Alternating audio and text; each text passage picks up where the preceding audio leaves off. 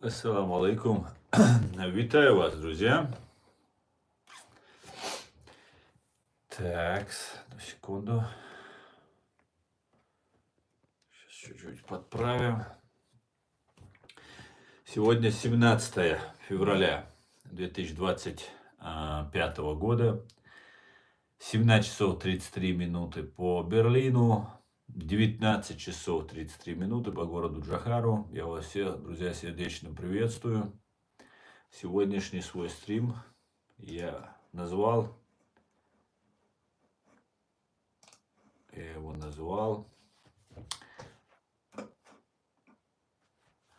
«Шок».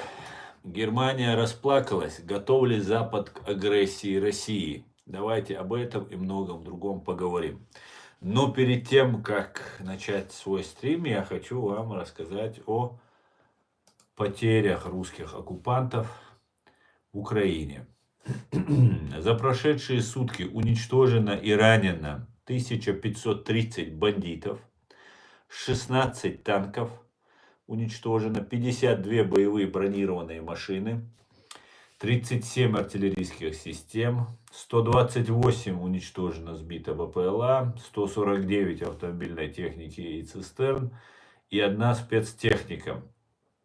Слава Украине, слава ЗСУ. Вот такие вот дела. Витаю, Баванятка, приветствую. Героям слава. Шамиль, алейк салам. Всех, друзья. Мы говорим на всех языках. Приветствие на всех языках, на всех континентах общаемся. Это супер, это круто, друзья. Это очень хорошо. Я большим уважением ко всем к вам отношусь. Спасибо вам, что вы есть. Спасибо, что вы активно здесь участвуете и занимаетесь. Спасибо, мистер Ганс, за суперсилу, которую вы меня наделили. Итак, да. Вот такая вот ситуация. Вы, наверное, все видели это видео, где Кристоф Хойсген расплакался после того, как понял, что Соединенные Штаты Америки больше не будут бесплатно оказывать поддержку Европе, в частности Германии. Я вам скажу честно так. Нас, конечно, смотрят наши недруги. Я давно, я иногда говорил на эти темы, но не хотел так углубляться в эту ситуацию. Я могу сказать, что Европа давно является внутренним делом России. Здесь коррупция на коррупции, агент на агенте и агентом погоняет. Вот такая вот ситуация в Европе. Здесь открыто действуют агенты ГРУ, здесь немецкая разведка, немецкие полиция или разведка, я не знаю кто там, помогает агентам российских спецслужб получать деньги оттуда, понимаете? И инсценируя якобы нападение там на каких-то агентов и переводят деньги агентам, российским ГРУшным агентам, российские там агенты оттуда из России переводят деньги, и немецкие спецслужбы или полиция в этом во всем участвуют. Понимаете? В этом она как бы помогает, там какое-то расследование, или я не знаю, люди или же они профессионально абсолютно непригодные, либо они напрочь продажные. Я не могу понять. Но вся Европа просто напичкана российской агентурой. Здесь они открыто себя чувствуют. Не только русская агентура, здесь иранская агентура, ну и всех остальных, китайская там и всех остальных. Ну ладно, возьмем турецкую, которая, ну якобы союзники там в НАТО входят, все такое. Ну а все остальные. Поэтому не хотелось об этом говорить, но эти вещи все равно приходится говорить, потому что нельзя это просто вот так просто игнорировать. Не проводятся никакие зачистки. Понимаете? Никакие зачистки не проводятся. Проводится террористический акт в Германии. Взрывается самая любимая немцами футбольная команда Дортмунд Боруссия. И за этим террористом в упор не видят немцы, что за ним стоят российские спецслужбы. То, что российские спецслужбы помогают, адвоката нанимают, там еще что-то, посольство, там этому деятелю, не видят. Убийство Зелимхана Хангашвили здесь произошло. 3 недели немецкие власти не могли понять, террористический акт это заказанное государством идеологическое преступление, политически мотивированное преступление, либо это разборки, внутренние разборки какие-то там среди бандитов чеченских там или еще кого-то. Понимаете? Нам пришлось проводить митинги. Когда я организовывал эти митинги там, с товарищами, российская агентура ГРУ, вот Тумсо Абдурахманов, там другие, третьи, вот эти все агенты, Магомед Абдурахманов, брат этого Тумсо, другие, когда организовывались, и нам пытались препятствовать, чтобы мы провели этот митинг, провели эту акцию. Немецкие власти вообще никак не реагировали. Нам пришлось провести митинг, нам пришлось требовать, говорить, что это мотивированное политическое убийство Зелимхана Хангашвили. И тогда только снизошли. Понимаете? Вот такая вот ситуация. А сейчас Кристоф Хойсген, который всегда выступал против Израиля, хотя он, середина наполовину, немцам как-то не очень пристойно выступать против Израиля, против евреев. Но всегда вот этот Кристоф Хойсген, который организовал вот эту Мюнхенскую конференцию по безопасности, был советником Ангелы Меркель, критиковали США всегда. И теперь вот такая вот заява, что Америка не помогает, он расплакался. Я не понимаю действий этого джентльмена, этого хера, потому что, как это может быть? Вы говорите, мы здесь все плаксы, приходите, пожалуйста, и ГДР завоевывайте. Получается, Путин прав тогда, получается. Так получается. Он в упор не видит эту Европу, в упор не чувствует эту Европу, Германию и так далее. Очень интересно. Очень-очень интересно. И сейчас расплакался, видимо, наверное, потому что боится, что следует отвечать. Знаете, я не знаю, насколько это достоверно, но вот здесь в сети гуляет такая вот информация, где, она с скриншотом, все как положено здесь есть. Facebook, например, это выложено, чтобы не быть разносчиком фейковых новостей. Я сошлюсь, да, как и положено. Пиццата Петров, 7 часов назад опубликовал. Вот здесь у меня в Facebook это все есть. Каролайн Левит отвесила Шольцу словесную пощечину. Пресс-секретарь Белого дома написала пост в ответ на возмущение канцлера Германии по поводу того, что переговоры Трампа и Путина должны были бы проходить при участии Германии. И вот что говорит Каролайн. Шольцу стоит аккуратнее выбирать слова. Единственное место, которое Германия заслуживает на этих переговорах, скамья подсудимых, написала Левит у себя в Инстаграм. Кстати говоря, как и я, и моя правозащитная ассоциация, Инстаграм является экстремистской организацией на фашистской России. Вот такие вот странные вещи происходят, которые, кто-то должен решать. Мы, конечно, всей глубины не знаем. Мы не знаем там, кто перед кем провинился, кто на кого работает и кто у кого получает деньги. Но мы можем видеть своими глазами, что тут происходит, понимаете? Есть, например, Якунин, ближайший человек Путина. Якунин такой. Раньше возглавлял генерал КГБ, ФСБ, раньше возглавлял РЖД, российские железные дороги. И он проживал, или сейчас я не знаю, но долгое время проживал в Берлине.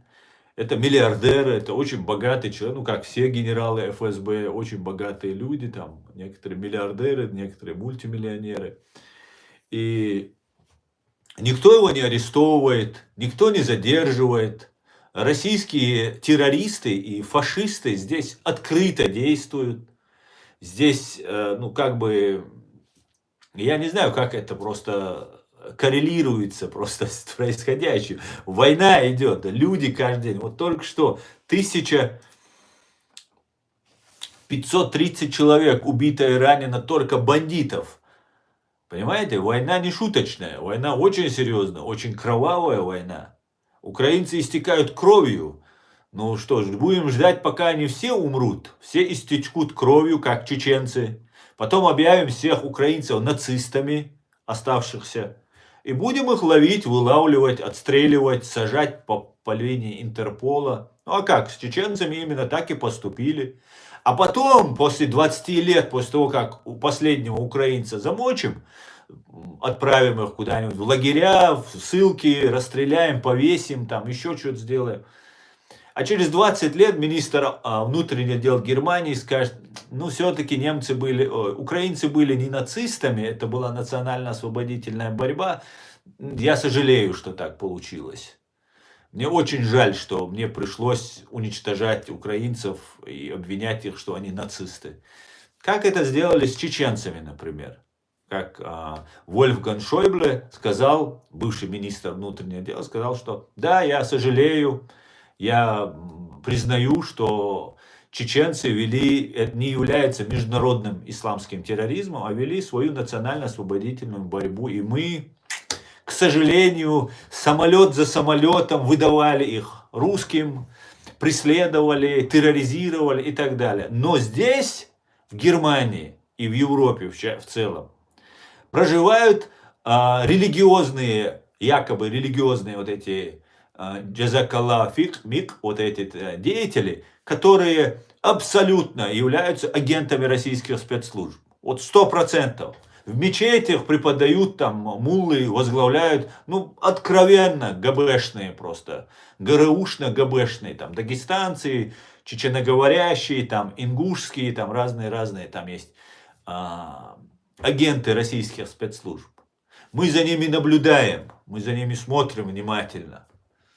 Смотрите, смотрите. Одновременно с этим Афганистан, например, представители Афганистана проводят здесь террористические акты.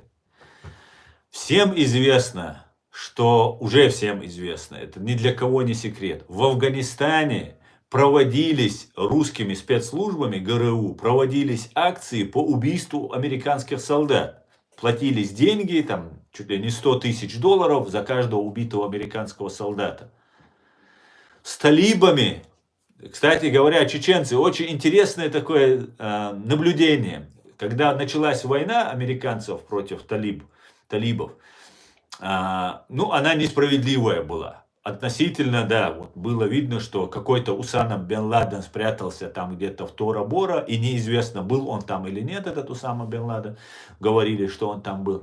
И целый Афганистан должен был нести за это ответственность. И вроде бы казалось, ну как это так, не виноваты афганцы, чтобы вот они будут... Но за 20 лет американцы туда принесли на самом деле цивилизацию. Ну речь не об этом. Когда мы объявили о своей независимости, первая страна, которая нас признала, когда мы приняли свою конституцию, это была Грузия.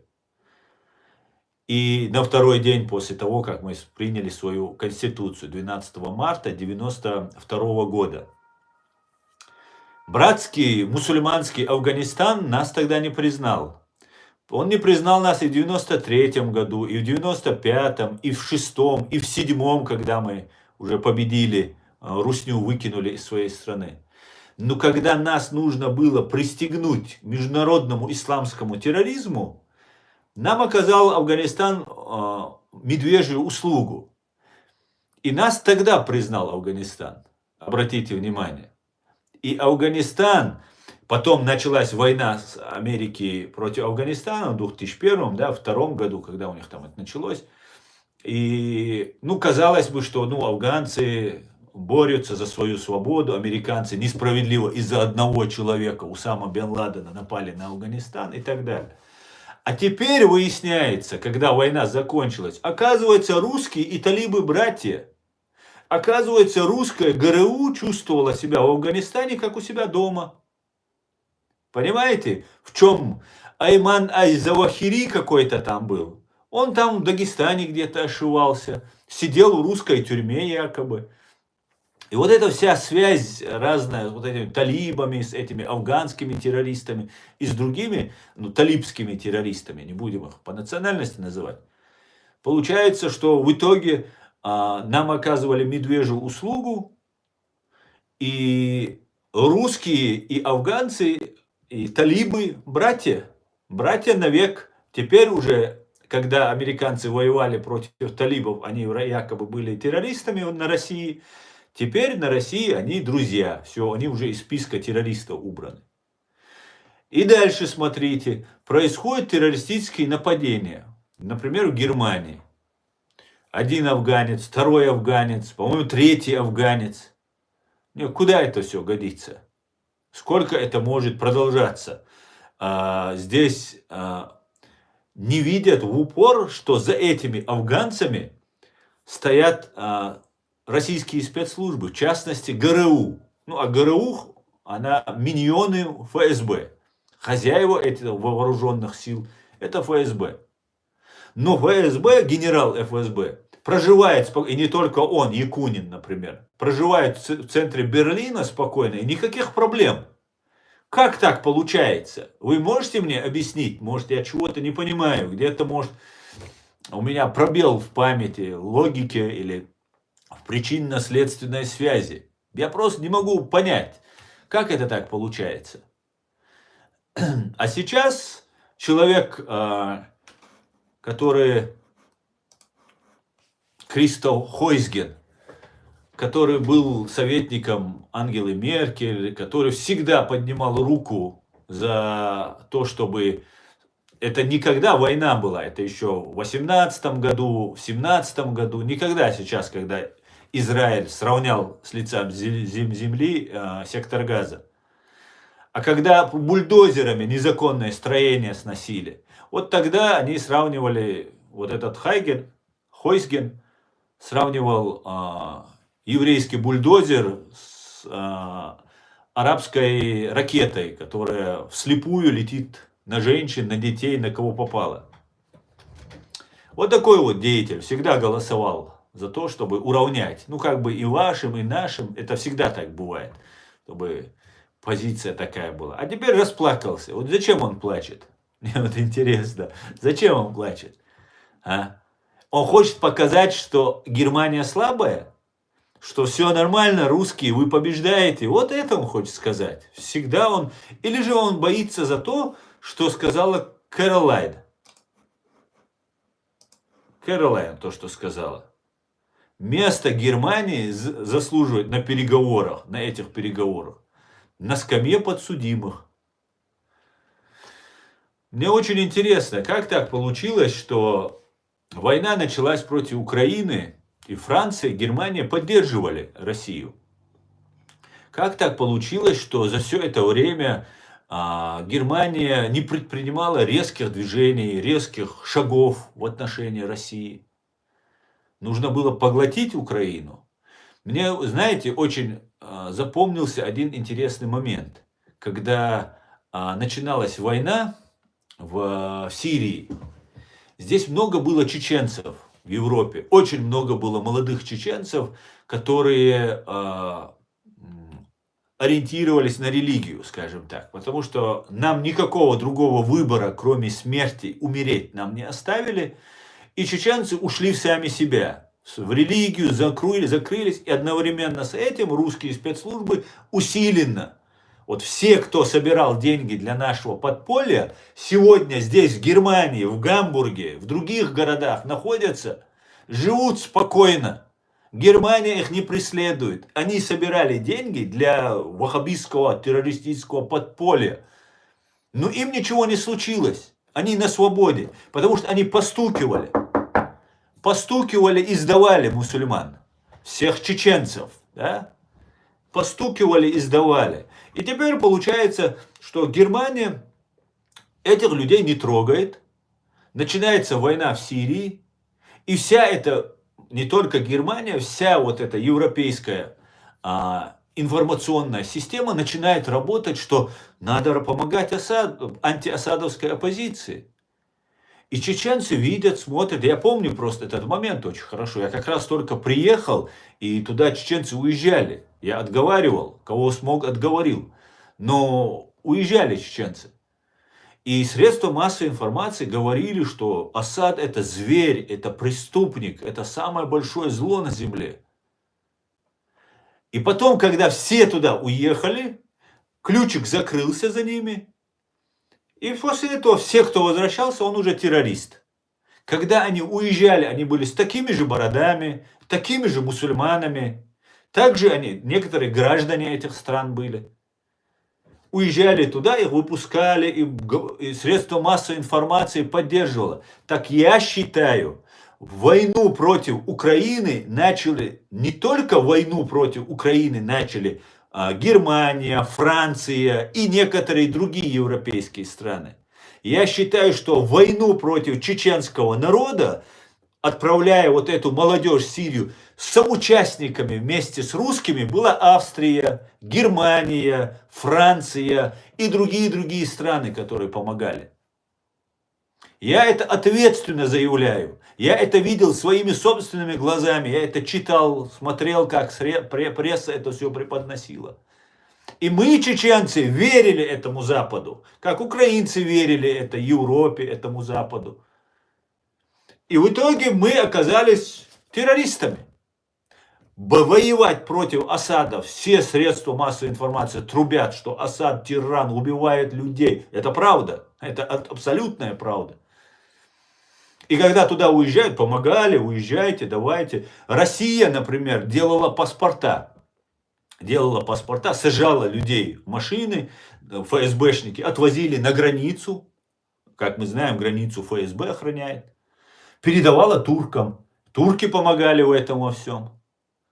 Вот это все одна каша. И американцы, и Трамп говорит, нам надоело это терпеть.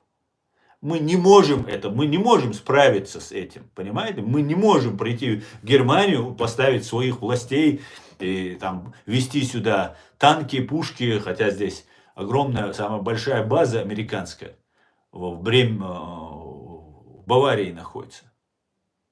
А вот смотрите, происходит наезд афганца перед прямо Мюнхенской конференцией. А вы думаете, это делает какой-то сумасшедший афганец? Или это делают какие-то там подполья в Афганистане? Нет, это делает ГРУ. Со всей от ФСБ это делает. И ГРУ, их миньоны ФСБшные. Они это делают. Со всей ответственностью это заявляю. Но у немцев, у европейцев не хватает мужества посмотреть в глаза этой опасности. Я говорю, что Дортмунд, Боруссия, команду футбольную взорвал не просто Сергей Винергольд, а это сделала ГРУ, ЛНР за ним стояла.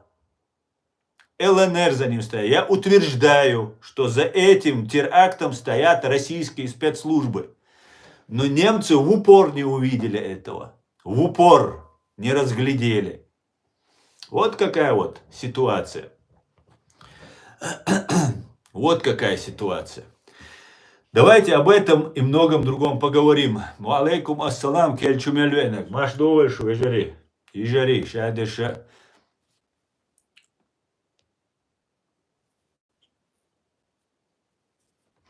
Маршал Хольга, кубанский казак.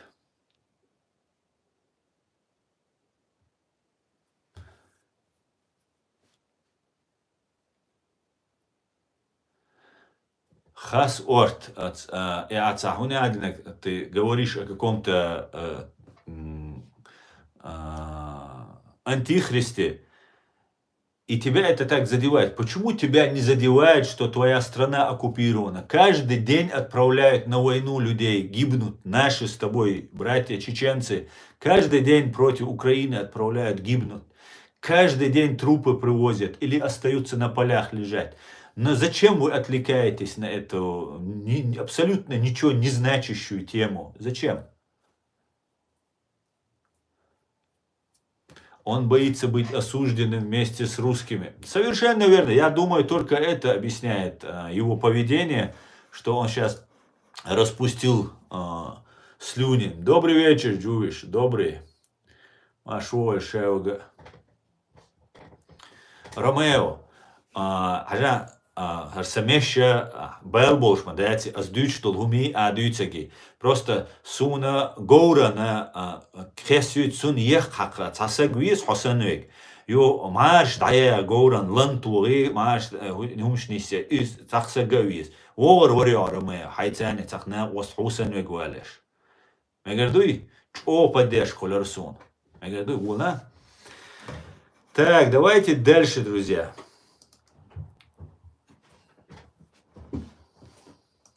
Давайте посмотрим, что вы тут пишете у нас. Что вы пишете у нас в YouTube, друзья. Приветствую, слава Украине, герой слава, дякую за правду. Пожалуйста, алейк салам.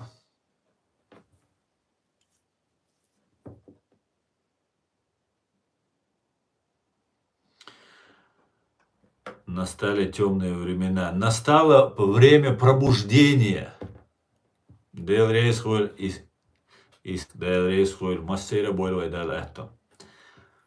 Так, я не поклонник Маска, но он точно подметил, что это плакса позорище. А он сказал, да? Но это просто, я не знаю.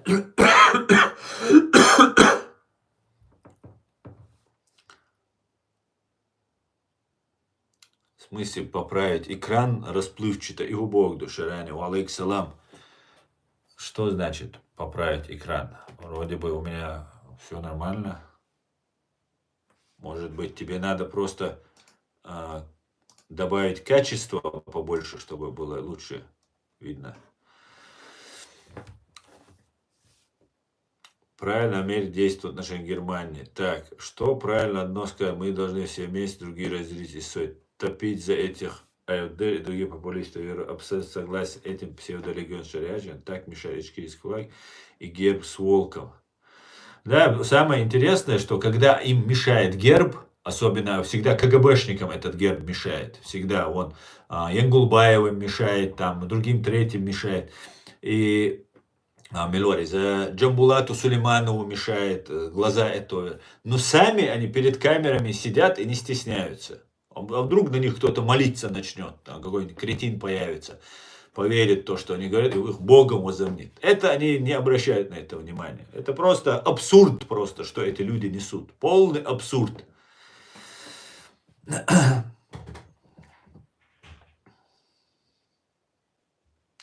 Талибы не совершали теракт, пока не подружились с русней. Совершенно верно. Абсолютно этим псевдолегион Шаряжин так мешает. Так, это было...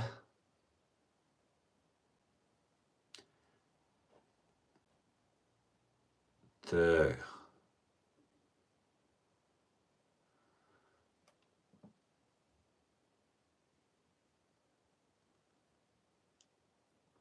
Зря Америка на Афганистан пошла. Это был план России, по мне. Я тоже думаю, что это был план России. Втянули, и 20 лет Америка там $1 триллион потеряла и 20 лет потратила. И все равно ничего, практически ничего не добилась. За все время присутствия американцев в Афганистане погибло 1400 солдат. И 80% из них погибли на фугасах. 2400 солдат. Ясно, ясно. Так.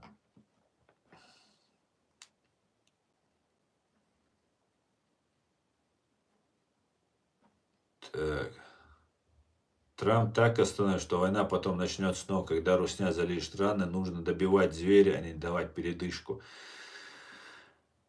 Ну, добивать зверя, когда мы говорим, мы, значит, подразумеваем, что добивать должны украинцы. Правильно? А у них тоже кровь красная, им тоже и холодно, и голодно, и они тоже умирают. Понимаете? И вот 500 миллионов европейцев, теперь уже Европа внутреннее дело России, Они должны сейчас подняться, объявить всеобщую мобилизацию, собрать войска, направить их в Украину, хотят на Москву направить. Что-то они должны сделать. Но добивать зверя и сидеть и говорить, это сделают украинцы. Украинцы не могут этого, как мы видим, не могут они этого сделать. Не справляются они физически, невозможно. Значит, нужно всем подниматься. Понимаете? Баркал и сам, баркал. В итоге теперь в США глава всей разведки женщина Габбард, которая поддерживала Асада и не только. Да, я знаю, что там женщина сейчас, она не то, что глава всей разведки, она просто как мониторинг, контролер разведок. И я думаю, американцы разберутся, за Асада она была или против, это будет понятно.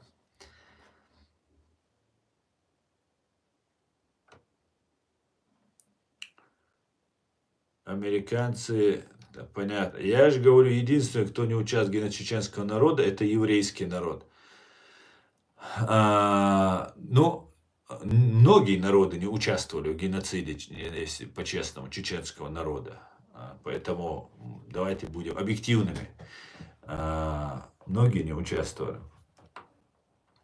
Геноцид совершали русские. Все остальные были наблюдателями или извлекающими выгоду. В том числе российские евреи принимали участие, если брать не израильских, не общемировых, а вот непосредственно в России были евреи, которые и сейчас есть, которые принимали в этом участие, как и другие россияне.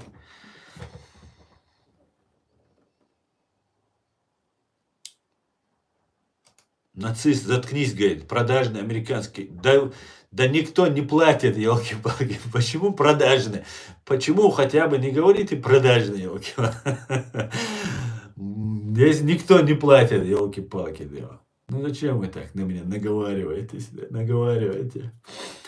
Так.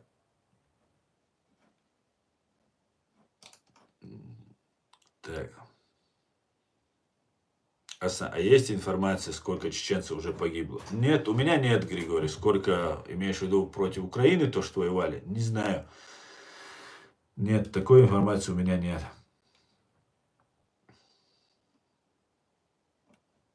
Здравствуйте, Андрей, здравствуйте.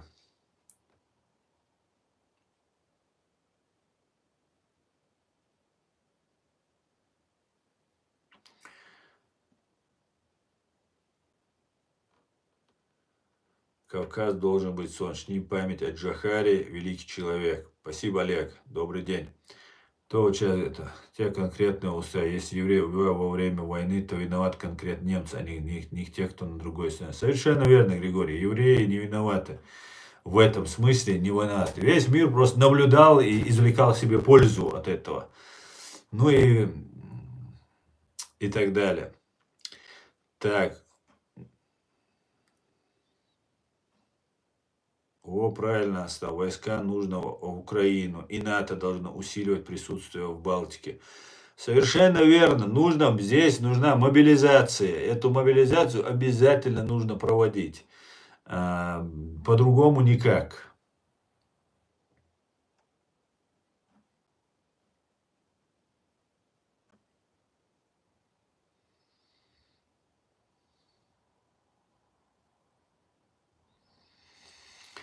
$500 миллионов населения бабок русских арестовали не в США, как все думают, а именно в Европе 290 миллиардов евро, плюс 500 миллиардов евро в резерв. Еще есть богатые Британия и Норвегия.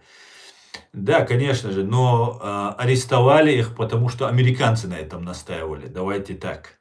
За все это время европейцы не брали эти деньги, потому что якобы это нарушит какой-то там устои какие-то, финансовые устои нарушить. Видимо, у европейцев в России очень большие деньги там находятся. И они просто их заморозили, но не забирают их. Просто от них процент то, что идет, этот процент они переводят Украине. Вот и все.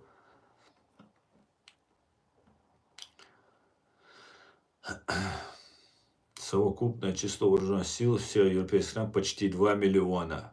Ну, сейчас говорят хотя бы 1,5 миллиона набрать. Не знаю, каких 2 миллионов говорят, но Зеленский предложил сделать единую европейское такое мини-НАТО, видимо, создать. Поляки сказали, что объединяться не будут. Каждый должен укрепляться сам. Не знаю, чего он там добивается, эти поляки. Хотя поляков трудно заподозрить, что они пророссийские. Когда мы их приглашаем, там не размещают военные базы, а лезут всякие Ираки и Афганистаны. Куда мы их приглашаем? Совершенно верно, Андро. Витаю тебя. Совершенно верно. Я слышал, Мерц выступает за воинский призыв в Германии. Он победит, лидирует. Посмотрим. Мобилизация не нужна. Хватит мощной военной поддержки, дроны, самолет, средства разведки и так далее. Латынина живет в Израиле. Она типа действует как оппозиция, но она ярый агент шестерка ФСБ. Она там про Мюнхен намекала, что Путин молодец. Да, конечно, Латынина это матерая фашистка и имперка. Да, это правда. Так.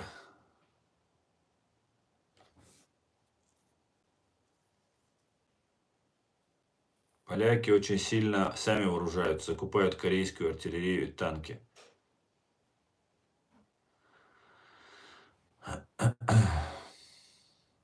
Я имею в виду страну Израиль не участвует в геноциде, в отличие от той же Турции, арабских стран, которые поддерживают Россию, в том числе Хамас, Палестину.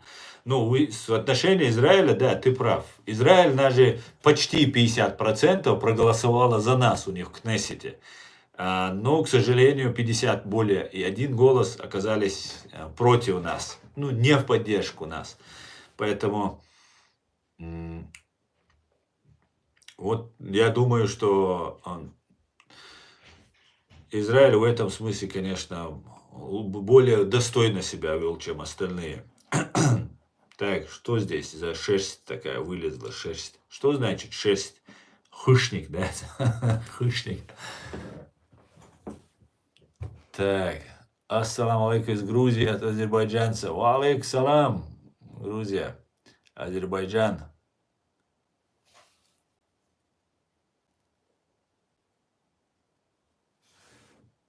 Так.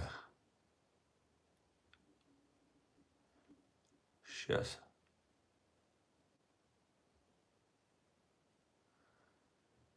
Да, это боль дейрейса. Где вы, Германия? Почему сзади флаг так? Это был Асахвик, Бош, Дума, Сера и Россия, Америка, Европа, Ишцашбу. Ага, Бэц, Ишцаш. Бэц. Куюк, а разные игроки шбу, разные системы, куюк, и оллак. Видишь, что? Вейн вишага, вейт беш бу вейн хаба, ишинц вейт беша, ласкшан духал беш. Иш хагуч болш бу. Видишь, и Америки, иш хагуч ба реч. Все, кто против России, их Америка хочет вывести наверх, сделать их силой, реальной силой. Понимаешь? А нам говорят, что они все заодно, американцы, европейцы, русские. Да, в Америке есть прорусские, в Европе есть прорусские, в Израиле есть прорусские. Но сейчас ситуация складывается так, что меньше всего этих прорусских остается. Только явные агенты. А так, сейчас уже Израилю трудно будет быть прорусским после 7 октября.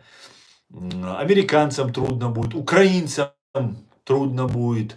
И вот настает наше время, понимаете, наше время настает. И все приходят к тому, о чем мы говорили, о чем говорили наши лидеры, наши президенты. Понимаете? И нам сейчас говорят, они все за... Нет, далеко не все. Вы видите, что здесь страсти кипят. Здесь даже люди плачут, понимаете? Рыдают просто со сцены. Нет, они не заодно.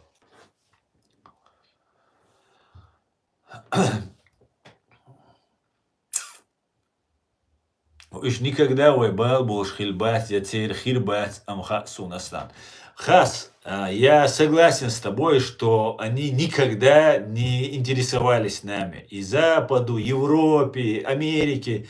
Ну, самой такой высокой колокольной плевать на нас. Я с этим не буду с тобой спорить. Но я тебе хочу сказать, что если ты хочешь чего-то добиться, то ты не должен ждать, пока им от тебя что-то будет нужно. Ты должен сделать так, чтобы им стало нужно эта тема. Понимаешь?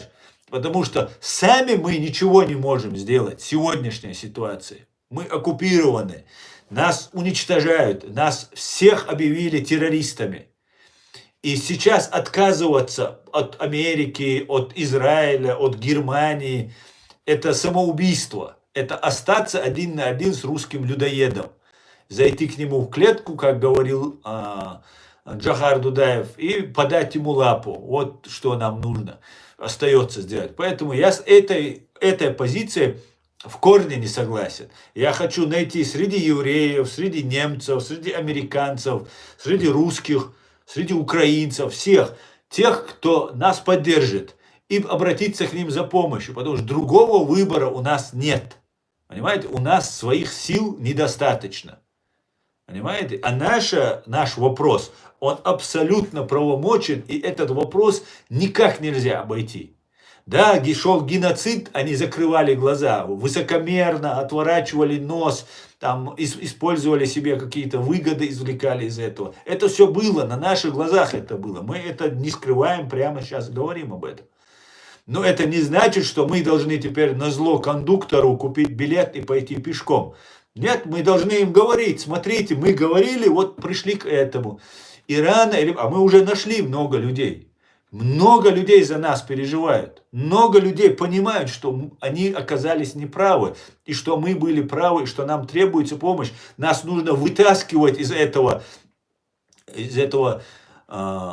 болота, куда нас затолкала фашистская русня. Понимаете? Вот о чем я говорю.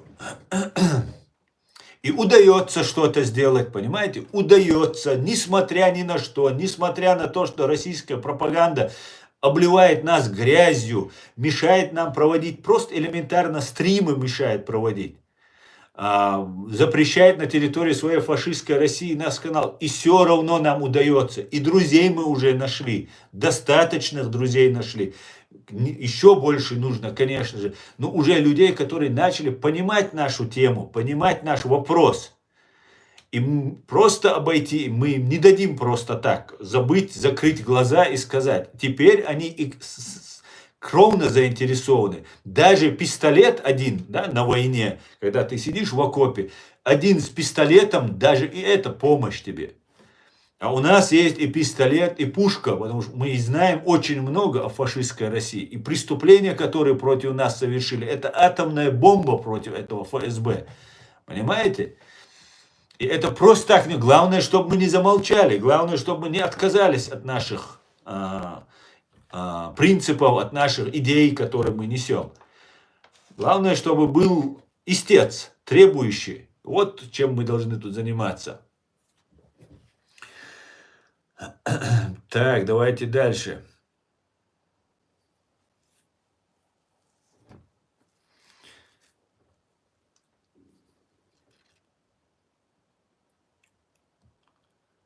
Так, дальше.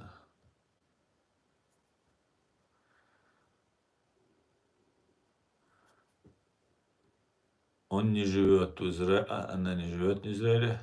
Не живет Латынина в Израиле, да? Ну, она, наверное, в России живет.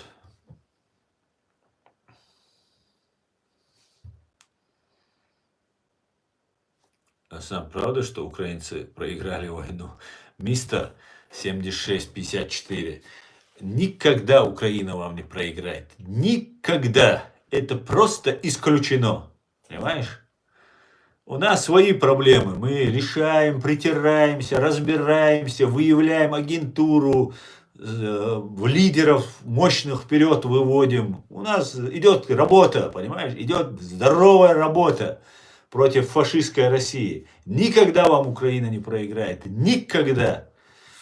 Запомни это.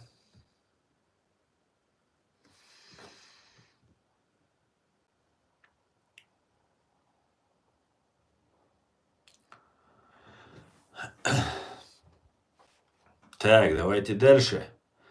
YouTube почитаем. Спасибо, юзер. И вам спасибо. Спасибо. Я сам из Техаса, Аслан. Голосовал против Харрис, но я не фанат Трампа. Мне его внутренняя политика не нравится от слова совсем. Тарифы бьют в первую очередь по нашей экономике. Грегори Райш.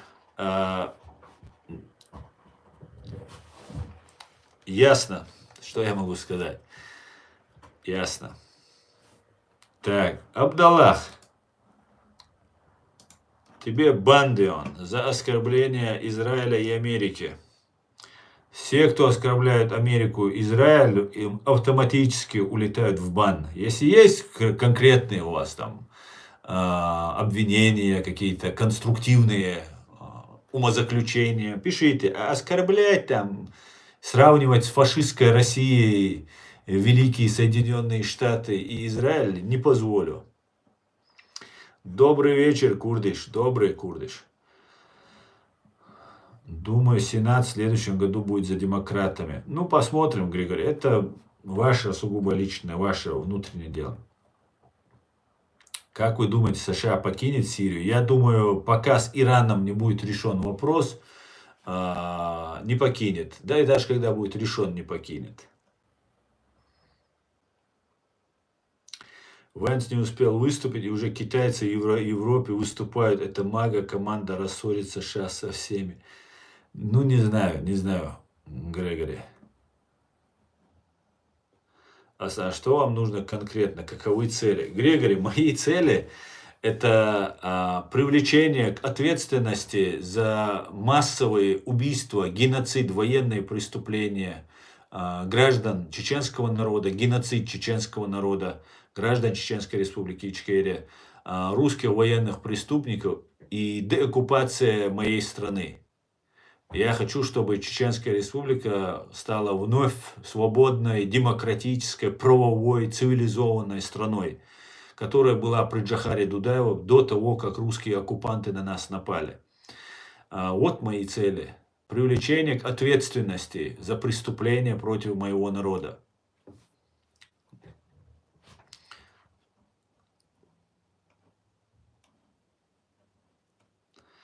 Я думаю, раз Украина первая европейская страна, которая признала геноцид черкесов, то и другие признают. Пусть просыпаются и геноцид чеченцев признают. Григорий, дело в том, что до признания геноцида черкесов украинцы признали оккупированную Чеченскую Республику Ичкерия и геноцид, совершенный русскими террористами над чеченским народом. И более того, они это сделали, Верховная Рада проголосовала и отправила в ООН документы с призывом последовать ее примеру все остальные страны. И я уверен, что так и будет. Слава Украине! Слава великой Украине! Да, перед этой гибней ни вам, ни нам в одиночку не справиться. Да, Баванятка, совершенно верно. Мы должны все это делать вместе.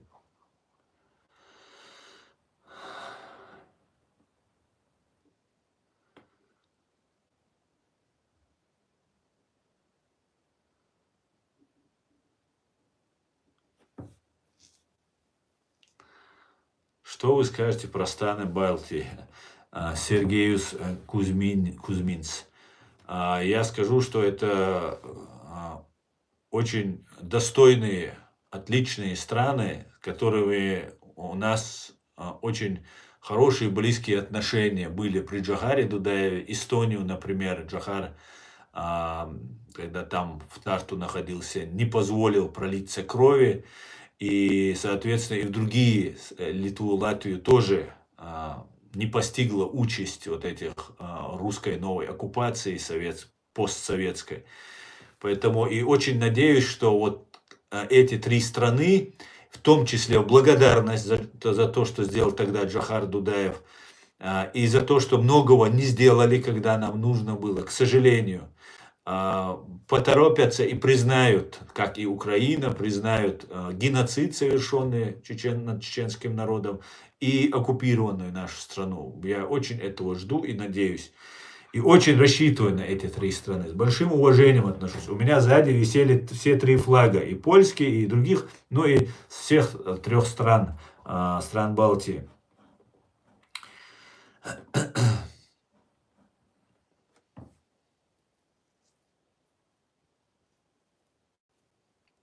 Якуты и буряты свободно не могут ходить по России, кроме своей земли. Русские постоянно стебутся над ними. Якуты и буряты фактически доводятся до состояния чукчей. Знаете, самые большие, самое сильное, самое воинственное сопротивление экспансии Русской империи оказали чукчи. И они были поголовно истреблены. Полностью очень много их погибло. И оставшихся спаивали там. И вы знаете, у империи всегда, это не только касается там нас, там, с этой стороны, да, любой, они ко всем применяют вот это свои имперские нарративы, вот это свое имперское а, а, а, уничижение, скажем так. И анекдоты про чукчи мы все знаем, да, всегда нам рассказывают чукчи, чукчи там и так далее, хотя их уже практически не осталось, этих чукчи. То же самое коснулось якутов и бурятов. Все их недра, все высасывается, выкачивается. И якуты и буряты это люди второго, там, третьего сорта, там, четвертого, пятого это чеченцы, а второго, третьего там сорта это якуты, буряты. Вот такая вот ситуация. И да, к большому сожалению, и якуты, и буряты уже язык теряют, воюют за Россию, погибают за Россию, спаивают их. Ну, вот такая вот. Куда приходит Россия, там абсолютное зло, абсолютное ничто там появляется. Там разруха и уничтожение. Так. В Европе все понимают только Балтика, Швеция и Финляндия. В Европе все понимают только Балтия, Швеция и Финляндия. Ну, не знаю насчет Швеции, думаю, Финляндия и страны Балтии отлично. И Польша очень хорошо понимает ситуацию. Финляндия, да. Ну, все, кто столкнулся, у кого территория оккупирована, они все понимают. О чем вы? Никого не нужно, вы их лишь чтобы вы нагадить Россию. Вы их интересуете лишь чтобы нагадить России, вот и все. Ну, возможно, ты прав. Возможно, ты прав. Потому что, когда над нами совершался геноцид, на нас было наплевать. И в какой-то степени мы нужны только как противники России. Я об этом как раз и сказал, что даже с пистолетом у нас нет вооружения, у нас, как той прошлое время, когда мы 20 лет сдерживали фашистскую Россию, у нас нету тех сил и возможностей сейчас. И, может быть, всего лишь пистолет у нас есть, чтобы там как-то делать. Но, понимаешь, в этом мире так все устроено. И лично какая-то должна быть заинтересованность той или иной страны. Поэтому в определенном смысле, да. Но нам, например, говорить правду о России, ты можешь называть нагадить, но говорить правду и разоблачать фашистскую Россию, ее методы, для нас это одно удовольствие. Мы это делаем бесплатно, то есть безвозмездно. Понимаешь? Поэтому, ну, если кому-то это принесет пользу и за это нас признают, помогут нам свое государство сформировать, признают, мы будем просто будем благодарны всем им. Понимаешь? Скоро вас всех с ледорубом в башке найдут. Возможно, все возможно. Но я вам могу сказать одно. Может быть, мы умрем сегодня, но когда-нибудь умрете и вы. Понимаете? И ничего в этом мире не изменится из-за того, что не станет нас. Вы останетесь теми зверями, бешеными, людоедами, которыми вы есть. Ну, не станет нас, ничего, на наше место придут другие. Как я пришел на чье-то место, так же придут на мое место другие. Ничего страшного. Все в руках Всевышнего. Польша еще тоже, все остальные жирка набрали. Ничего, пусть худеют. Совершенно верно, Грегори. Вы живете в Черкесске? Нет, я не живу в Черкесске. Спасибо, Света. Так, сейчас давайте я сюда посмотрю.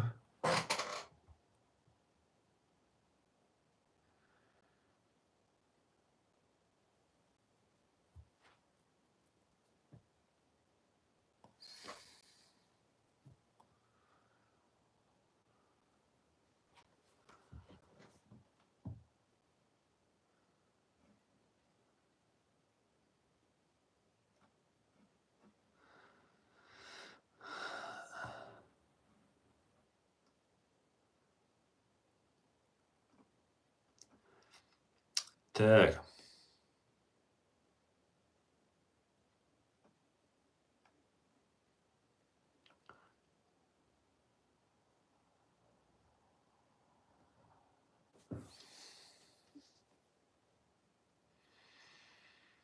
Валейкум салам. Так, подождите, я тут... Тут сегодня что-то в ударе. Вроде бы всего лишь 280 человек, там 300 было. Пишут комментариев слишком... У всех, видимо, накипело, да.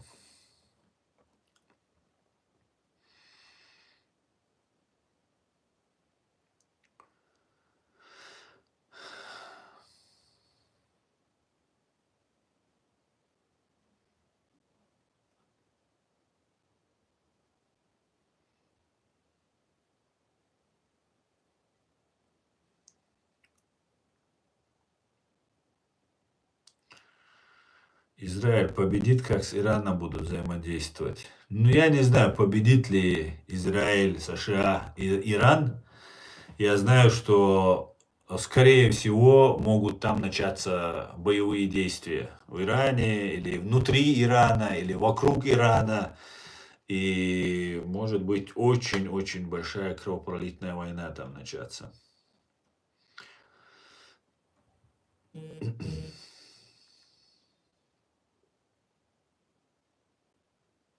Рашка дохнет за руины Донбасса, и это победа для них. Какие мечты были до Берлина дойти? Да, да, да.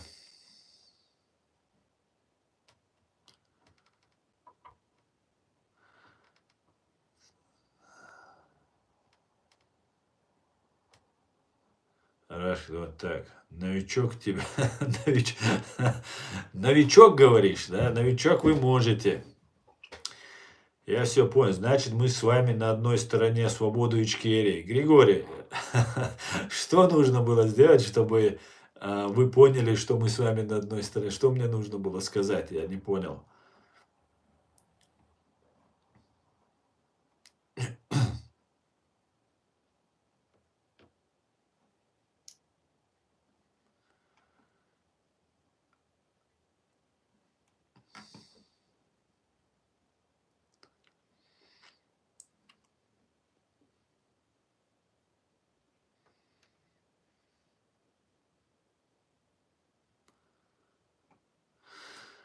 Молодцы, слава героям чечен. Спасибо, Галым.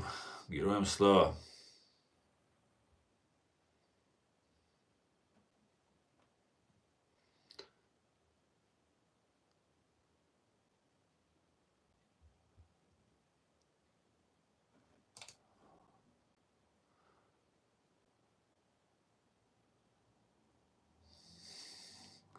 Мне, знаете, достаточно читать ваши комментарии. Здесь даже ничего комментировать не надо. Очень интересно. Спасибо вам. Весело очень. Вот смотреть на то, что якут были нормальные люди, отношение к ним как к собакам злит. Так.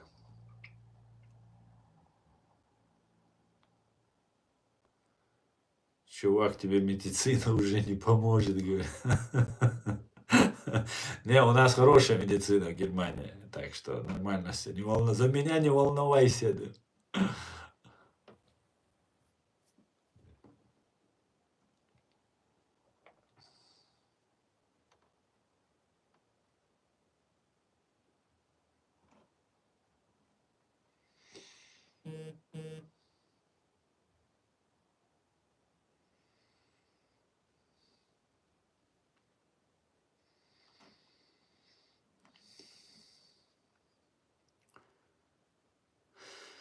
Ой, я просто не успеваю за. Салам, салам, брат. Арчаков, Маканту Аслам, Босвик, Арчаков, Хокант, Дересхуй. Так, друзья, я не успеваю за вами, просто не успеваю. Рад видеть. Валейк салам, яма. Витаю вас, друзья, витаю. Шалом, шалом, дорогие мои, шалом. Да, все сходится на русню. Не все замечают, ты молчишь, но общение идет. Да, отлично просто, Шамиль. Сейчас почитаю, что у нас тут в ТикТок творится. Правда ли, что Дудаев был в Ереване и во всех кавказских столицах, чтобы объединить весь Кавказ? Ну, я не знаю, если честно. Но было бы хорошо, если бы ему тогда это удалось сделать. Жаль, что тогда армяне были горой просто за Россию. Очень жаль.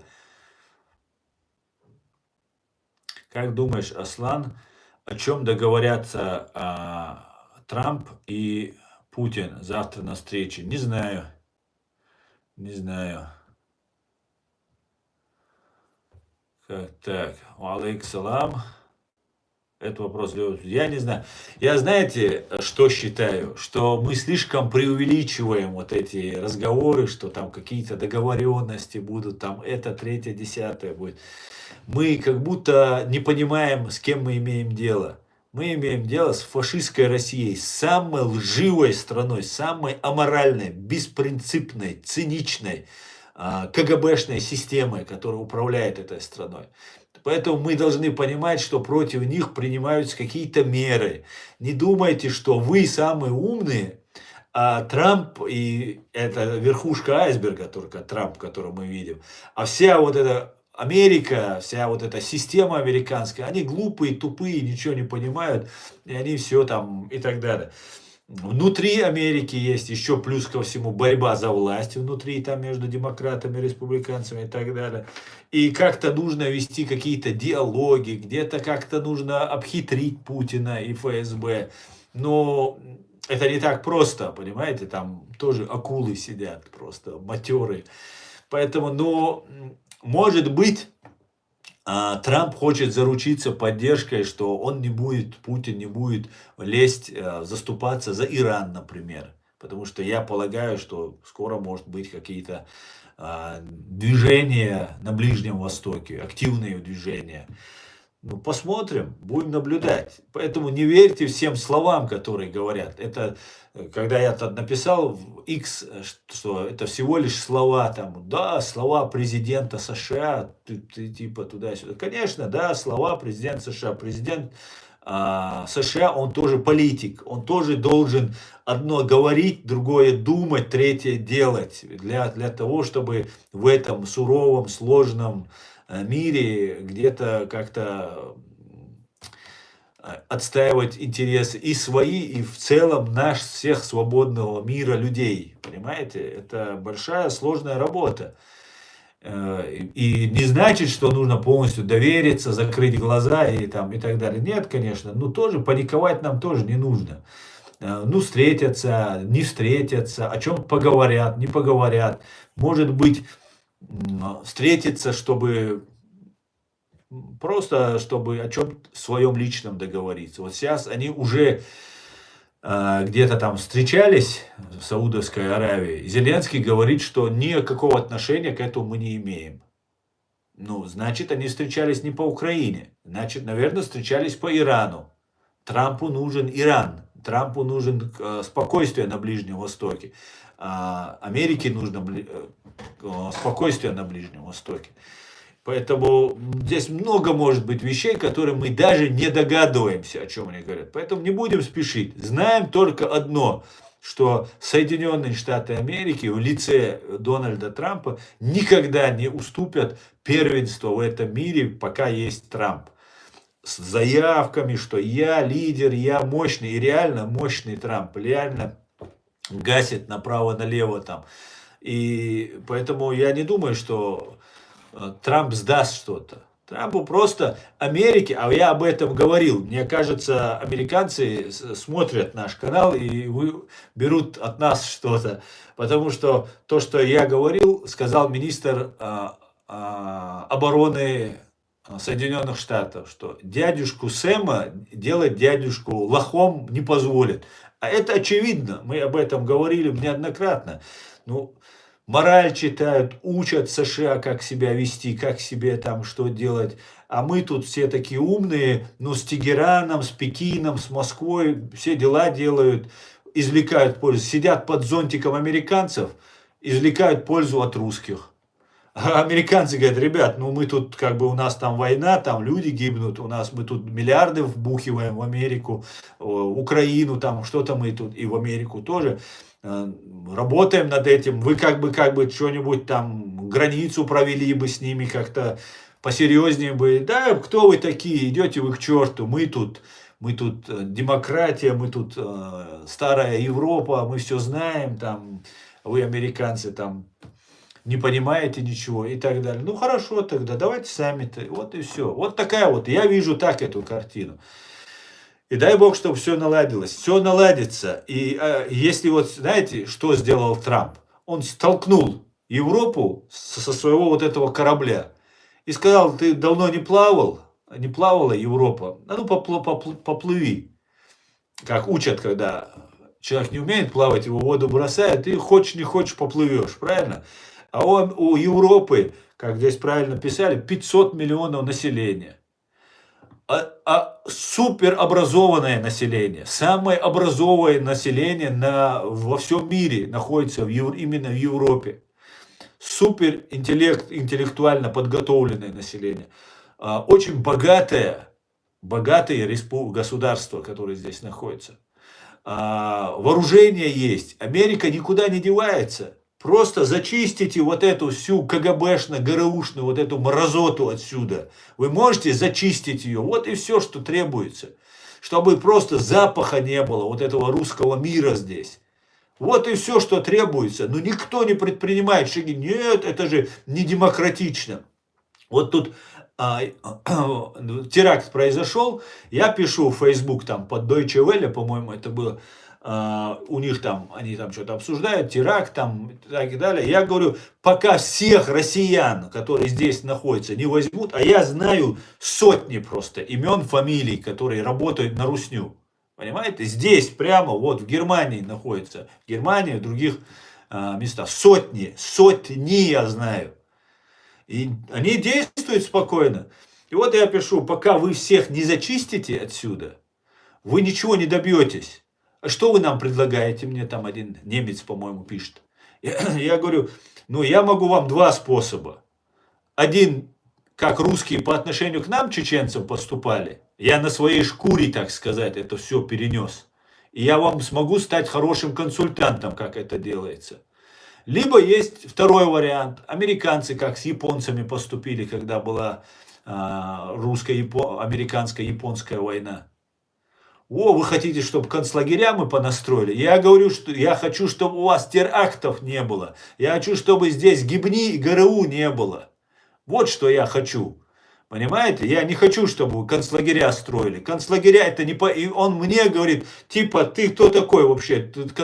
Я вообще никогда, я написал, что я никогда не строил концлагеря. Я человек, который прошел через эти концлагеря. И мне указывать, что мы какие-то там людоеды, я говорю, как будет вам, если вы что-то не предпримете. Вот и все. Хотите, стройте концлагеря, как раньше вы строили, сжигайте людей в печах. Не хотите, не стройте. Сугубо ваше личное дело. Я говорю, как делали русские по отношению к чеченцам. Вот если вы такие же меры не будете принимать к россиянам, к русским, вы ничего не добьетесь. Вот Трамп теперь показывает, американцы теперь показывают. А как иначе донести до немца это? Как до него это донести? Когда я встречаюсь здесь с людьми, я говорю, ГДР, русские планируют взять ГДР, Deutsche Democratic Republic, ДДР. Ну, смеялись. А я говорю, украинцы тоже смеялись, когда в 2013 году я говорил, что в 2013 году я говорил, что они у вас готовят то же самое, что делали у нас в Чечне. Криминогенная обстановка, террор, продажа оружия, наркотиков. Вот это все начиналось, именно так у нас начиналось. Вот чего у чеченцев никогда не было, резко появилось. Тогда мы этого не понимали. Но потом, когда это начало в 2013 году происходить в Украине, я писал украинцев. Зелла такой канал был. В этом Зелло я говорил своим голосом, еще когда будучи в Москве жил. И украинцы, ну так, снисходительно надо мной как бы посмеивались. Ну нет, не может быть. Ну вы мусульмане, мы с ними православные, христиане, мы там братья там. Я говорю, им плевать. Мы тоже были советские вчера граждане. У нас в Грозном 70-80% было русскоязычного населения. Их уничтожали первыми русские, которые туда пришли. Понимаете? Им плевать, русский ты, украинец, чеченец, мусульманин, папуас, без разницы. А сейчас немцы так нос воротят там. Не, ты что, не, вы преувеличиваете, вы преувеличиваете. Ну хорошо тогда, преувеличиваю, хорошо. А потом, когда бомбардировки начнутся, кто будет отвечать? Кто за теракты отвечает? Кто должен отвечать за теракты? Вот сейчас наезд афганца на людей произошел. 1 000 000%. 1 000 000% за этим стоят русские спецслужбы. Они умеют это делать.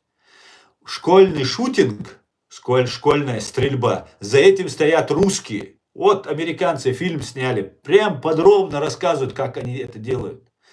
От 1 года до 3 лет нужно, чтобы в школе ребенок начал убивать своих одноклассников, своих однокашников, которые с ним учатся. От 1 года до 3 лет требуется, чтобы найти в этой школе легко внушаемого ребенка, который возьмет оружие и начнет сделать из него орудие по убийству. Это вот американцы фильм снимали. «Воздействие» называется. Посмотрите, подробно все, до мелочей, с фамилиями, русскими фамилиями, которые этим занимаются. Прям все указано. Вот сейчас в Швеции произошла стрельба. Никогда такого не было, и вот произошло. В Чехии произошла стрельба. Никогда такого не было, и вот опять. Наезд произошел афганца. Никогда не было, и вот опять происходит. За этим стоят русские спецслужбы. Я это утверждаю. 100%. Я утверждаю, что стоят 1%. Я оставлю, что есть какие-то одиночки сумасшедшие, которые посмотрят на это и думают, дай-ка я тоже сделаю. А в основном это делают русские спецслужбы. Они умеют это делать. Понимаете? Вот какая ситуация происходит. Вот, видите, вылезли. Я разоблачаю русские спецслужбы, и вот эти ГРУшники, которые здесь в Европе там сидят, они больше всего, это их задевает. Я разоблачаю их. Понимаете? И никто этого не делает. Никто об этом не говорит. Да, где-то в недрах спецслужб, наверное, кто-то что-то знает, и молчат. А вот они сидят, вот мне сюда заходят и пишут, я их разоблачаю. Не будет меня, некому будет их разоблачать, понимаете? Будете сидеть потом, репу чесать. Давайте ваши комментарии, друзья, почитаем. В Германии, в Европе сейчас идет по этому сценарию. Да, Асланбек, совершенно верно.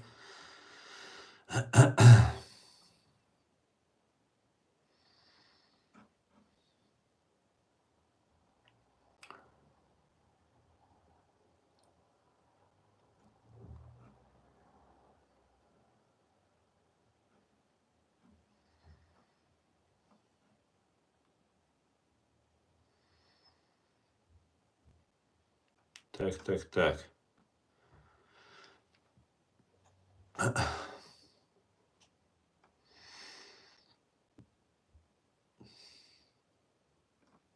Сколько мы уже? Больше часа. Справка от психиатра у вас имеется. С какой целью интересуешься?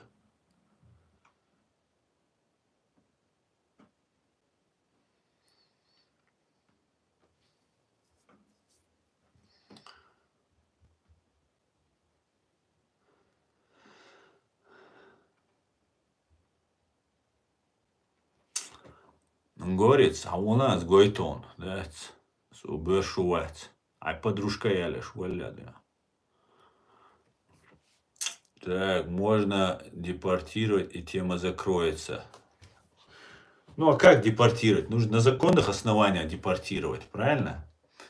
А если начинается, вот там, 30, так, нужно депортировать, это правда. Но нужно депортировать поголовно этих всех. А причем нужно чеченцев не трогать. Чеченцев каких-то очень много нужно депортировать, которые связаны с российской спецслужбой. Вот они здесь в ТикТоке, в Ютубе, у них каналы открыто сидят. Открыто просто сидят, и их никто не трогает. Как воздействовать с этим? Никому это не интересно. Все ждут сейчас Америка с Россией где-то там в Украине повоюет, и опять быстрее бы все закончилось. Мы опять русский газ, русскую нефть. Заживем тут, все отлично будет. Не будет этого уже, понимаете? Не будет. Вот за это Америка сказала, пошли вы все к чертовой матери. Если честно, я опять же скажу, что Америка слишком много терпела. Слишком долго она не говорила, пошли вы к чертовой матери. Видимо, много на кону стоит. Приходилось как-то.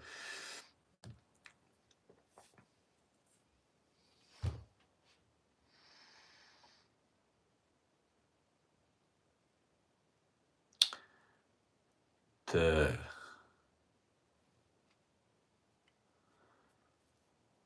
Европа в зоне комфорта. И Трамп говорит, хватит отдыхать. Совершенно верно. Очень удобно устроилась Европа.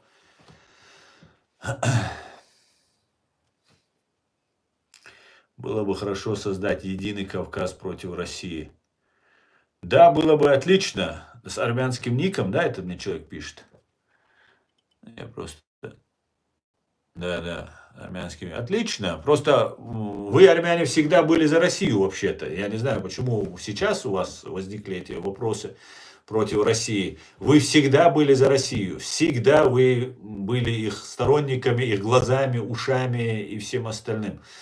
Поэтому было бы хорошо, конечно, создать. Но где нам как-то объединиться?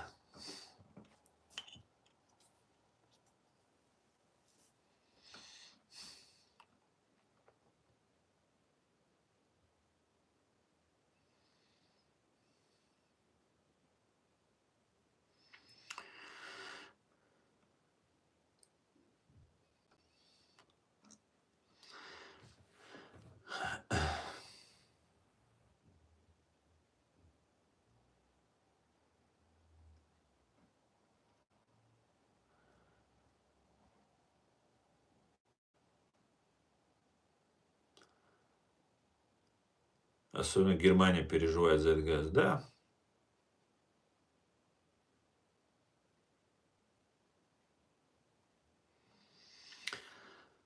Те, кто домой ездит каждый год, и таксистов, которые едут туда-сюда, их тоже депортировать. Всех, кто связан с российскими спецслужбами, нужно депортировать. Тот, кто домой ездит, всех нельзя депортировать. Всех нельзя депортировать. Ездить домой каждый имеет право, если у него на законных основаниях он ездит. Их не нужно депортировать. Не знаю насчет таксистов, с кем они связаны, что они делают там, это я не знаю. Нужно устанавливать в каждом случае. Чеченцы не россияне, я хочу сказать. Здесь есть, конечно, чеченцы, которые связаны с российскими спецслужбами. Их много, достаточно много, не так, чтобы в огромном количестве, но они на виду. И вот их всех нужно вычищать отсюда. Здесь сидят прямые антисемиты, сидят там абсолютно пророссийские чуваки, и абсолютно бесстыжие просто пропаганду несут. Они якобы они за чеченцев, за Ичкерию и так далее. Но мы знаем их всех поименно практически, или по каналам мы их знаем. Да? Всех нужно вычищать и их слать к чертовой матери отсюда просто. А всех, кто ездит домой, нет, конечно. Почему всех, кто ездит? Просто всех, кто ездит домой, я с ними контактов не буду иметь. Я не буду иметь, потому что для меня это небезопасно. Потому что если он со мной связан, и он ездит домой, ну, что-то подозрительно, кажется мне, да, что он со мной связан, заходит мне на канал, пишет, разговаривает, что-то делает, а потом раз и домой съездил, приехал. До свидания, я не могу пока с такими общаться, да. Выселять их или депортировать их не нужно, если не доказано, что они связаны с русней.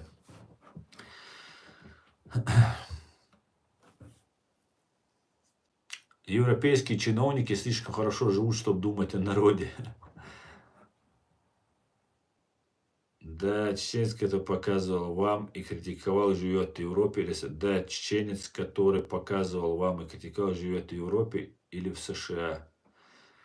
Это вопрос был? Я не понял. Было бы хорошо, если бы Америка подумала о Кавказском доме. Было бы отлично. Алейкум салам, Андрей.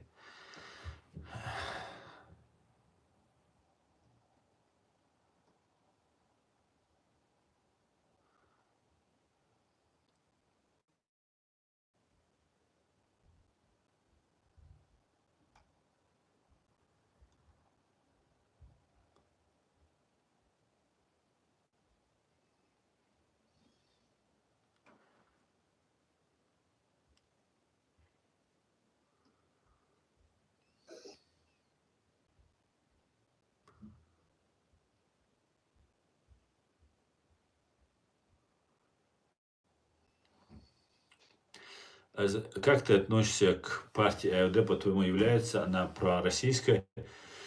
Как трубят все украинские и проукраинские каналы? Была она проукраинской, ой, пророссийской, и если все, кто связан с пророссией, для меня такие же фашисты, как и Россия. И раньше, если это кто-то не понимал и можно было их не относить к фашистам, теперь уже это отрицать просто очевидно и очень сложно.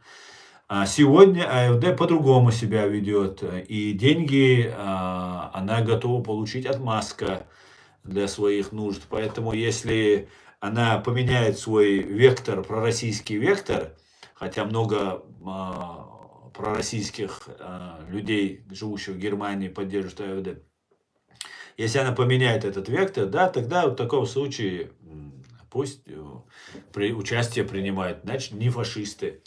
Но если они за русских поддерживают вот эту имперскую фашистскую русню, то в таком случае фашисты. Для меня так будет.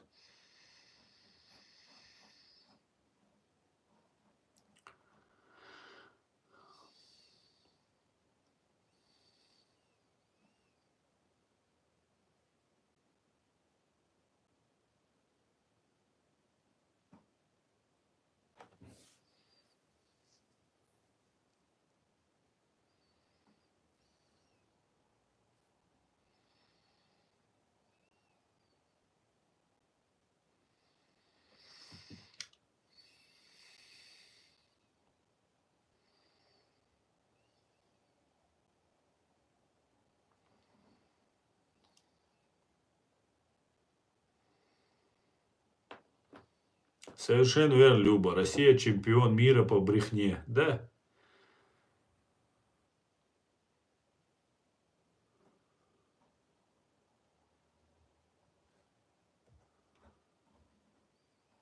Ассаламу алейкум. Сейчас смотрю вас. Желаю вам здоровья, всего наилучшего вам и вашим близким людям. Спасибо, Марат. Спасибо, алейкум салам.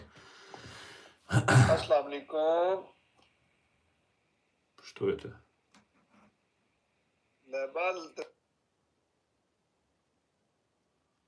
Я не понял, что это было. Это где это вылезло, это все. Невероятно.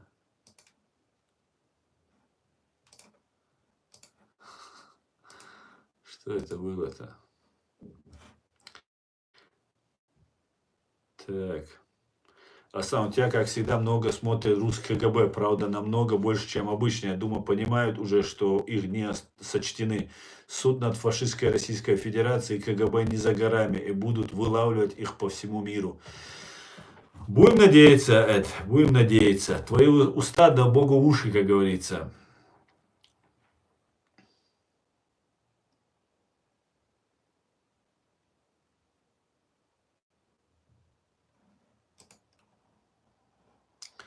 Патреон, чего не в окопу, ухилянт. Это ты что ли?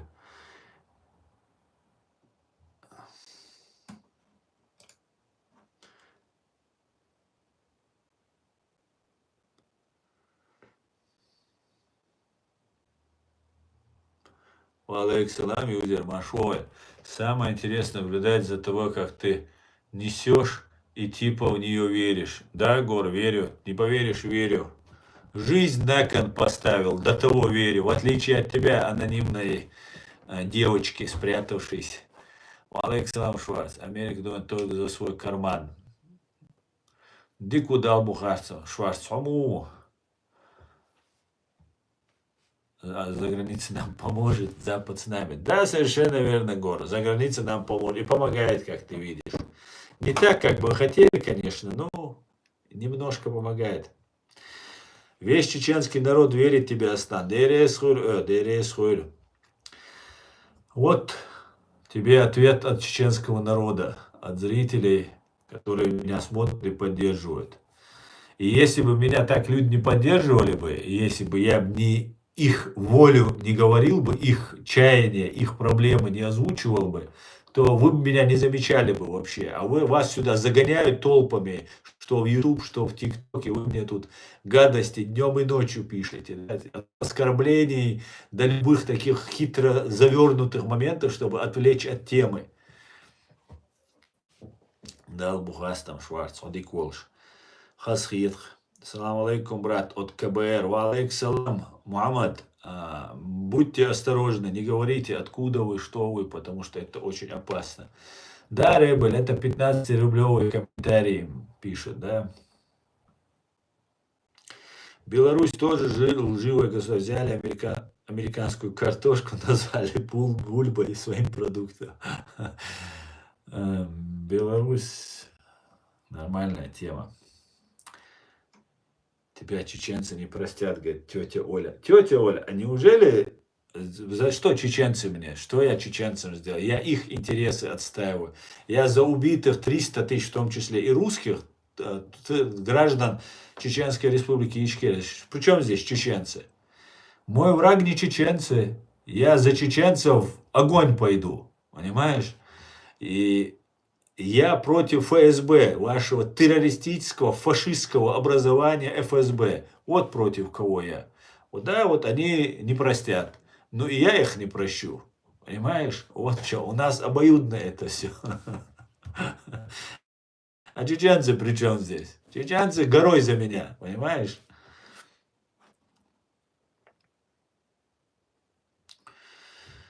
Так. Мы, чеченцы, хотим жить в цивилизованном мире и в союзе с США. Вот мнение чеченца.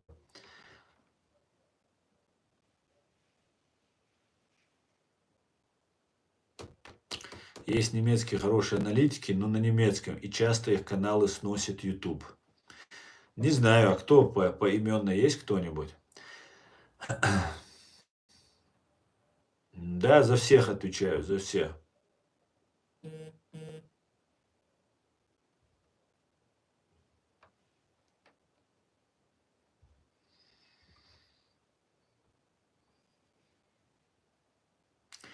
Америка пошла на попятную в борьбе с путинизмом. Желаю Украине и Европе. Я не думаю, что Америка пошла на попятную. Нет. Нет. Америка немножко дала возможность Западу проявить себя. Хватит, сказала Америка, давайте теперь вы. У Америки есть Ближний Восток и Иран проблема. Они будут решать ее сейчас усиленно, но никуда не денется Америка. Она будет и финансировать, и поддерживать, и предоставлять оружие, в том числе продавать. Ассаламу алейкум, слава Украине. Ва алейкум салам, юзер, героям слава.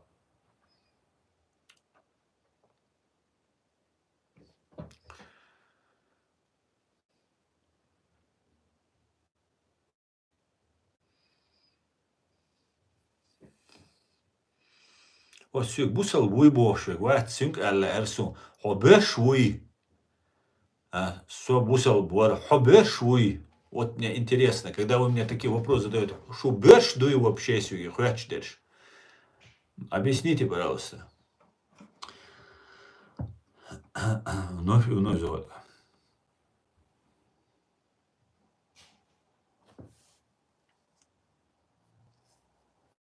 Ответь, ребят. Да, ответь, ребят, ответь.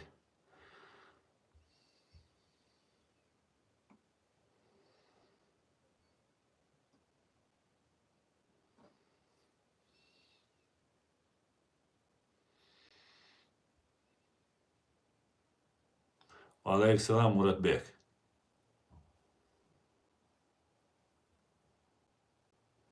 Üşnayet. Naham. Yeter deriş. Arhambiyev. إذا موات истории на кома на тяде на берега моатсо Хамбиев. Осеря ойга моат.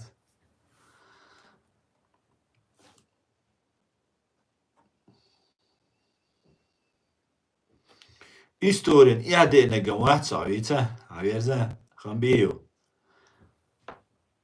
اشتاخاتر ده قيل ما دوشونا.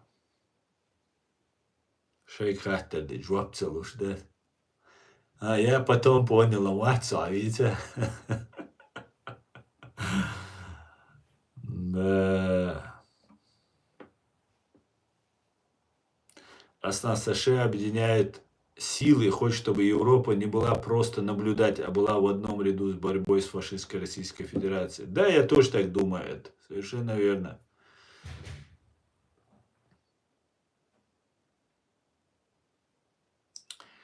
Так, Маркар ты уже достал. Одно и то же. Забиваешь просто. Так, в общем, какие-то у вас... Ага, окей.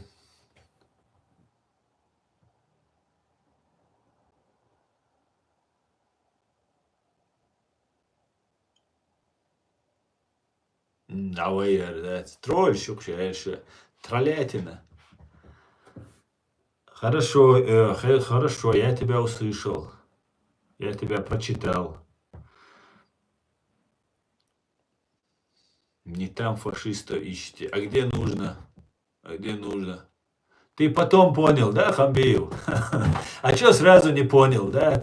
Тупой, да, сразу не понял, потом понял. Хорошо, бывает. Это нервирует. Да. Со уже хилвалла матч. Ашен уже, да, хенчи. Печать тоже, басаешь, да, еще? Печать тоже. Сейчас расстреливать будешь, сон уже кирлович. Так.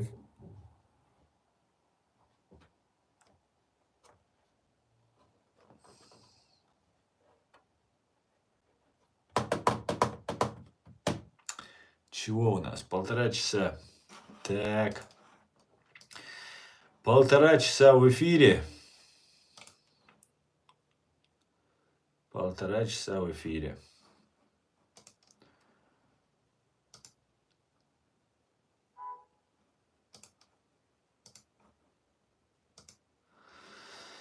Всякое разное.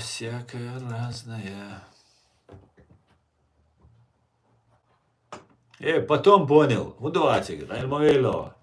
Жваплонся, Джимал. Потом понял. Haydi gelsin umma şu eniri.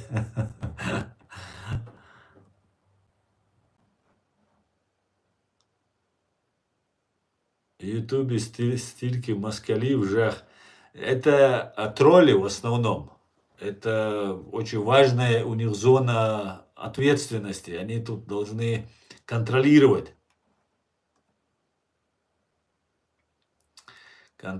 все, что мы говорим. Холопы тонут, да?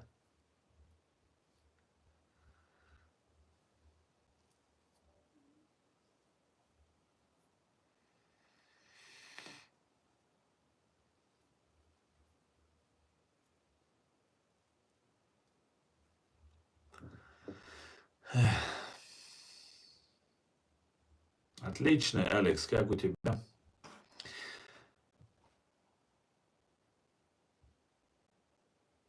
Так, собардилаш, хоштрош, разные чуёли, таумждюч, вохеза, хобани войчам, айза вайнат.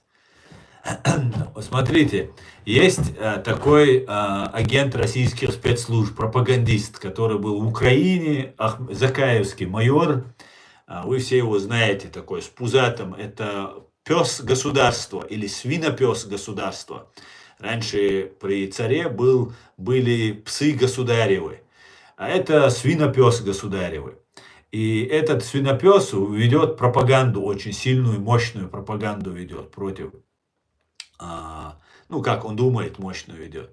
И сейчас они закидывают разные информационные вбросы, там разные, и проводят шокирования населением, чтобы отвлечь внимание. Так вот, я всех чеченцев призываю, не смотрите вот этого свинопса государева, русского государева, свинопса.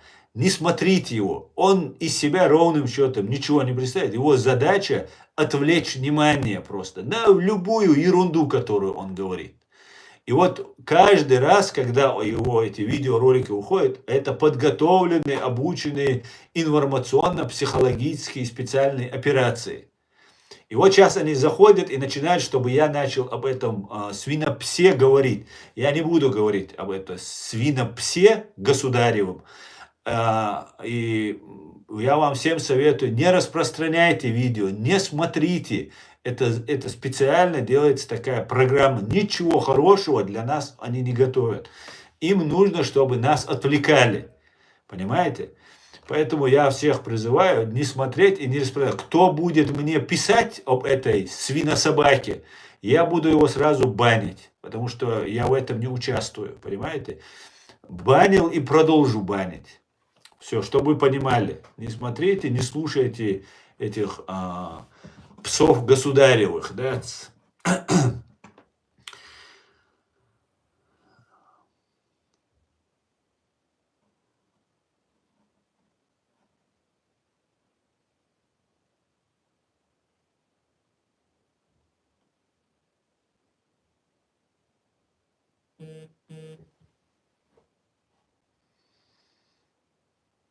Ну, не поняли, вам не важно понимать. Не поняли, все, забыли, проехали. Я для тех, кто псы государева были такие товарищи, которые возомнили себя. Ни о чем, ничего интересного, Арсен. Ты, я думаю, прекрасно понимаешь, о чем я. И ты вот эту тему затрагиваешь. Забыли. Самое первое, если в России люди перестанут врать себе о русскости, то и проблем не будет. Многие проблемы от лживости и ванизма. Дело даже не в русскости, а дело в ФСБшности, КГБшности. Вот самое главное.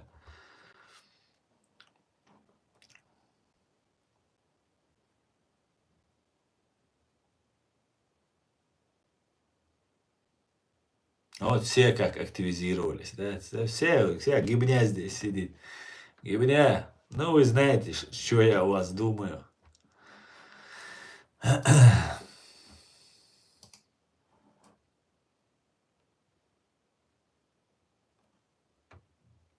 Свободу Ичкерии нашим братьям-чеченцам. Амин. Останченко. Спасибо, Амин. Так.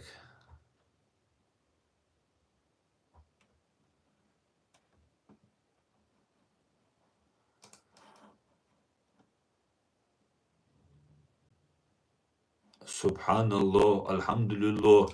Почему у вас всегда вот это ЛГБТшные темы всегда? Я не по этой части делаю, да? Если что, проходите мимо, да.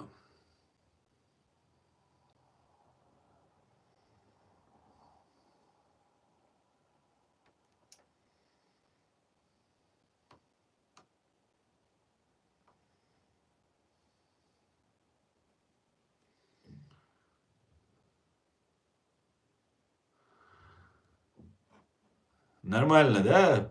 Зашло, да? Свинопес. Зашло, да? Были псы государева такие, псы государева. Это свинопсы государева, свинопсы. Русского можно перевоспитать или безнадежное дело? Если ФСБ люстрировать, если рассекретить все архивы, русские абсолютно безобидные люди будут, понимаете? Вот это и есть самое главное зло. Это Лубянка, ФСБ, самое главное зло.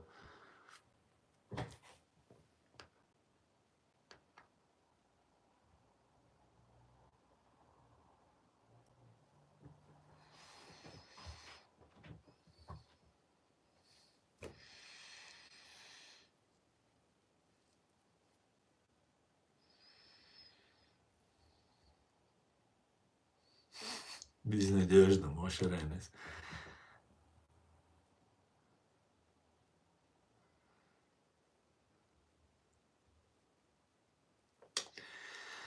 Так, друзья, на этом я свой стрим закончу. Чтобы народ был целым, нужно, чтобы сменились как минимум, минимум 3 поколения. Да, к сожалению, так. Ну, нужно будет постараться. На этом я свой стрим, друзья, закончу. Завтра, я полагаю, у нас будет стрим на чеченском языке с Аядом Идиговым. На чеченском языке. Завтра, я думаю, это будет, как обычно, в 7. Ну, посмотрим, как получится. Следите за анонсом.